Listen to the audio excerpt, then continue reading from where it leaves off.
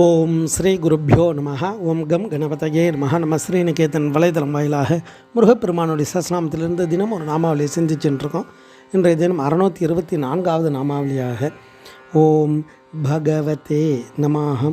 முருகப்பெருமான் இந்த நாமாவளி வைராக்கியம் முதலிய 6 சக்தி உடையவருக்கு நமஸ்காரம் அப்படின்னு வர்ணிக்கிறது. அதாவது இறைவன் பகவத் அப்படின்னாலே இறைவனை குறிக்கும், கடவுள் அப்படின்னு. அதில் விசேஷமான தன்மை அந்த சக்திக்கு உண்டு அப்படின்னு அர்த்தம். 6 தன்மை இருக்குது. அதாவது பேராளுமை, வீரியம், புகழ், செல்வம், அறிவு, பேரறிவு, இவை 6ம் கொண்ட சக்திக்கு பகவான்னு பேர். அம்பாளுக்கு பகவதின்னு பேர். இந்த 6 சக்திகள் உடையவது. அதனால தான் முருகப்பெருமான் 6 முகமாக இருக்கார்.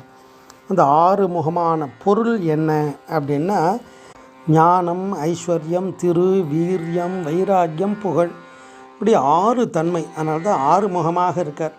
5 முகம் தோன்றாமல் 6 முகம் காட்ட வந்த செஞ்சரண சேவடியை சிந்தை வைப்பது என்னாலோ அப்படின்னுவார் தாயுமான அடிகள்.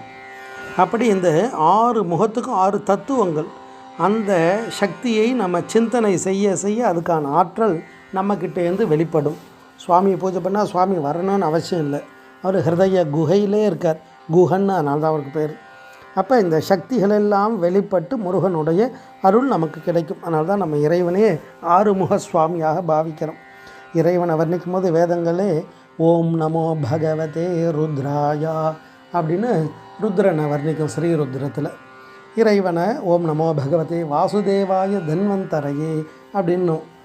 அகர முதல் எழுத்தெல்லாம் ஆதி பகவன் முதற்றிய உலகு அப்படின்வார். அந்த பகவான் அப்படின்றது தான் அந்த சக்தி, 6 தன்மை உடையவர். இது மாதிரி ஆதி பகவன்னா கணபதியை குறிக்கும், சூரியனை குறிக்கும், பரம்பொருளாக இருக்கக்கூடிய பரமேஸ்வரனை குறிக்கும். இப்படி ஒவ்வொரு தத்துவம் யார் எதுவாக பாவிக்கிறாலும் அந்த ரூபத்தை சுவாமியை அனுகிரகம் பண்ணுவார். அப்போ பகவான்னா 6 விதமான தன்மை கொண்டவர் அப்படின்னு அர்த்தம்.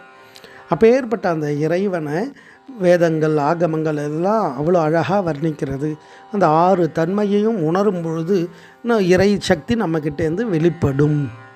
அதனால தான் முருகப்பெருமானுடைய மாலாமந்திரம் வர்ணிக்கும் பொழுதும் ஓம் நமோ பகவதே மகாபுருஷாயா மயூர வாகனாயா கௌரி புத்திராயா ஈஷாத்மஜாயா ஸ்கந்த சுவாமினே குமாராயா தாரகாரையே ஷண்முகாயா துவாதச நேத்ராய துவாதச புஜாய துவாதசாத்மகாய சக்தி ஹஸ்தாய சுப்பிரமணியாய நமோ நமஹ அப்படின்னு வர்ணிக்கும்.